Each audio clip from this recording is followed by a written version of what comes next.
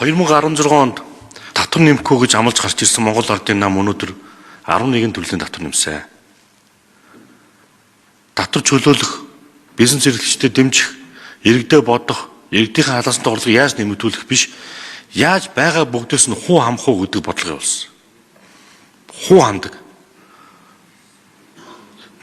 Жижиг дунд бизнес эрхлэнэ гэдэг бол Монголд өнөөдөр эрүүгүй ял болсон. Би нүгийг дахиад хэлье. Тухайн бизнес эрхлэгч яадаг вэ гэхээр өөртөө хамгийн бага цалин тавиад хамгийн бага нийгмийн даатгал шимтгэл төлөөд ажилтаа бодоод ажилтнаа бодоод дөнгөж өндөж бойж байгаа үүсгэн байгуулж компани бодоод өөрийгөө нийгмийн бүх халамжаас ингээ хайж орхидог. Үр дүнд нь яадаг вэ гэхээр хамгийн бага нийгмийн даатгал шимтгэлтэй хүн цалингийн зээл гардаг, ипотекийн зээл гардаг, виз гардаг. Ингээд тэр хүн жижиг дунд бизнес хийгээд анхлан бизнес эрхэлснийхэн төлөө эрүүгийн ял үрэх хэмжээнд очдог. Тэгээ энэ бизнесийн бодлого дээр ямар байгаа юм бэ? Монгол улсын татвартай холбоотой 30% байгаа. Хамгийн багадаа нэг удаа өөрчлөгдсөн, хамгийн ихдээ 58 удаа нэмэлт өөрчлөлт орсон. 58 удаа. Энэ өөрөө юу хэлээд байна вэ гэхээр татварын орчин, бизнесийн орчин, эдийн засгийн орчин, зах зээлийн орчин чинь эрүүл бус докторгүй байна гэсэн үг. 2016 онд та нар засаг авснаас хойш ийм арга хэмжээл. Аж ахуйн нэгжүүч байдгаа барьж байгаа шүү Минцайхан сайдаа. Өнөөдөр хараа 263 мянган хуулийн этгээд шин Монгол улс бүртгэлтэй түүний 44% үйл ажиллагаа явуулдаг. 44%-ийн 90% нь нэгээс үсэн ажилттай компани байна. Бид нар ч худалдааны эдийн засгт байхгүй юу? Тэгээ худалдааны эдийн засгт энэ улсаа анхан шатныхан бизнес эрхлэгчтэй дэмжиж байгаа бодлого Монгол улсад байхгүй. Яаж бүгдийг нь хуу амах уу? Яаж бүгдийг нь авч чадах уу гэдэг л ийм татварын орчин юм бодлоготой. Нийслэлийн татварыг 2 дахин нэмсэн. Тээврийн ирсэн татварыг 5 дахин нэмсэн. Авцаа машин татварыг 3 дахин нэмсэн. Иргэдийн банкнд хадгалдаг багахан хадгаламжаас нь хүртэл хүү тооцдог болсон. Газрын төлбөр нэмсэн. Судлалын албан онцгой албан төр нэмсэн. Яаж энэ хөдөлмөр өнөөдөр манай Монгол улсын татварын бодлого яаж хөдөлмөр эрхэлж байгаа? Яаж аж ахуйн нэгж ажиллуулж байгаа? Яаж хүн цалинжуулж байгаа тэр бүтцээ яруу тодор хуу хамах уу гэдэг ийм татварын бодлоготой. Тэгээ энэ татварын багц хуулиудыг ер нь дахиад бүр цогцоор нь олон нийтийн хилцүүлэх хиймээр байна. Бизнесийн компаниудтай, жижиг дунд бизнес эрхлэгчтэй, худалдаа зүйн танхимтай давхар хөрөнгө оруулалт хуулийг оруулж ирмээр байна. Өнөөдөр төц ажиллуулж байгаа хүн хөрөнгө оруулагч шүү дээ. Гэртээ байгаа багхан мөнгнөөс хөрөнгө оруулаад төц ажиллуулж байгаа байхгүй юу? Тэр хүн чинь хөрөнгө оруулагч шүү дээ. Ажлын байр бэлтгэгч шүү дээ. Өөрөө өөртөө ажлын байр шүү дээ. Энэ бүгдийг нь хүрэл манайхан ингээд бүгдийг нь ингээд ийм одоо яад устгадаг ч юм уу бүр ингээд нэг тийм хүнэрхүү хандлагатай гэх юм уу? Өнөөдөр 10 ажилтнтай тоног хөрөнгөний бизнес хийдэг жилд нэг 2 тэрбум төгрөгийн борлуулалттай орлоготой компани баруун 200 сая төгрөгийн зөвхөн татвар төлж байна. За тэгээд дээр нь нийгмийн даатгал шимтгэл компаниас, хувь хүнээс, хүн амын орлогын албан төр ингээд нийт орлогч маар 30 дүүн зөвхөн татвар төлж байна. Тэгэхээр хүн хэнийг ажилуулахыг хүсэх юм бэ? Хамгийн гол нь бид нар ингээд ажлын байрыг бэлднэ гэдэг. Одоо энэ номон дээр чинь байдаг шүү дээ. 1.5 сая ажиллах хүчтэй болно гэдэг.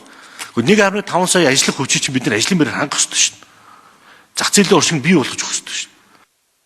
Тэгэхээр 2025 оны эцсээр нийт татварын байгууллага тайлбарсан 191 аж ахуйн нэгж мянган аж ахуйн нэгж үйл ажиллагаа явуулж байна. Тэгэхээр 260 мянгаас 40 мянган 40% нь л одоо үйл ажиллагаа явуулж байгаа гэдэг тоол зөрүүтэй байна. Та энийг бас тооромтой хэлье.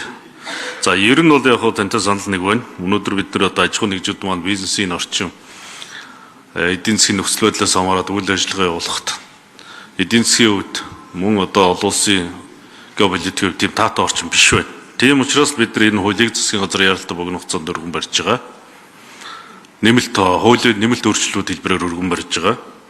За нэмэгдсэн үртгийн албан татварыг аж ахуйн нэгжүүдээр дарамт олж ирдэг гэж байна. Тэгэхээр бид нар энэ нэмэгдсэн үртгийн албан татвар бол худалдааны татвар байгаа. Аж ахуйн нэгжүүдтэй бид нар энэ хуулийн өөрчлөлтөөр юу оруулж ирж байгаа гэхээр 2 сарын дараа нэмэгдсэн үртгийн албан татвараа төлөх тэр боломжийг бүрдүүлж оруулж ирж байгаа. Та түрүүн хэллээ худалдааны эдийн засгт байна гэж. Тэгэхээр манай улсын хувьд импортын аж ахуйн нэгжүүд маань ихэвчлэн импортын бараа бүтээгдэхүүнийг оруулж ирж байгаа. За ингээд гайл дээр гайлын дотроо төлөөд нэмэгдсэн өртгөө албан дотроо тухайн одоо бараа үйлчлэгийг худалдаа авсан өртгөөрөө нэмэгдсэн өртгөө албан дотрыг урьдчил төлдөг байсан. За энэ хуулийн өөрчлөлтөөр бол бид нар бараа үйлчлэгийг одоо импортоор оруулж ирсэн бараа таваараа худалдан борлуулсны дараа буюу ашиг өртсөний дараа 2 сарын дараа одоо төлөх тэр боломжийг оруулж өгч. За мэдээж ажлын байрыг хадгалах чиглэлээр санал нэг байна. Тэр хүрээнд одоо бид нар хөдөлмөр эрхэлж байгаа нэг сая 20 орчим мянган иргэн байх шиг. Энэ иргэдээ бүгдийг ажлын байран дээр нь доктортой байлгая. Тэдэн дээр бодит дэмжлэг үзүүлэгч энэ хүн амын орлогын албан дотор дээр хөдөлмөрийн өсөлтийн доод хэмжээ буюу 792 мянган төгрөгөөр чөлөөлж өгье. Оны нийтдээ 950 мянган төгрөгийг одоо хөдөлмөр эрхэлж байгаа хүнд буцаалт хэлбэрээр орно гэдэг ийм байдлаар татврын хөнгөлтүүдийг тооцож оруулж ирлээ. За таны тэр цаашдаа энэнийг одоо бид нар хилцүүлэх шаардлагатай байна гэж. Хилцүүлгүүд бол хангалттай хийгдсэн байгаа. Зүгээр одоо бид нар дахиад татврын багц хуулийг оруулж ирэхдээ таны хэлж байгаа саналын дагуу бид нар хамтдаа энэнийг хилцэх хэрэгтэй. Тэр одоо том бизнес эрхлэгчтэй жуулцах ёстой, худалдаа аж ахуйн танхимуудтай, орон нутгийн салбар танхимууд зөвлөлттэй, татвар төлөгч аж ахуйн нэгжтэйгээ дахин энэ уулзалтыг зохион байгуулж эцсийн хэлбэрээр буюу татврын багц хуулиар оруулж ирнэ.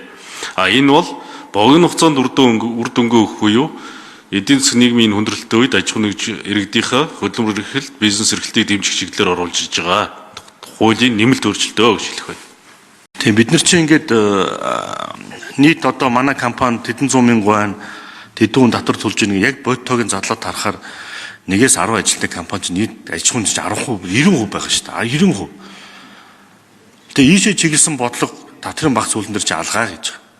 Хоёрдугаарт ягаад татврын багц хууль орж ирж л байгаа юм бол ийм олон татврын хуулиуд орж ирж л байгаа юм бол хөрөнгө оруулалтын хууль чи хаана вэ? Хөрөнгө оруулалтын хууль чи ягаад байхгүй вэ? Жишээ нь би дахиад хэлье Минцайхан сайтай. Төц эрхэлж байгаа хүн хүртэл хөрөнгө оруулагч шүү дээ. Гадаад дотоод ингэж ялгаж ярих чинь бол дотоодын хөрөнгө оруулагч байхгүй юу? Өнөөдөр Нарантуул зах дээр шорлог хийж байгаа хүн бизнес эрхлэгч шүү дээ.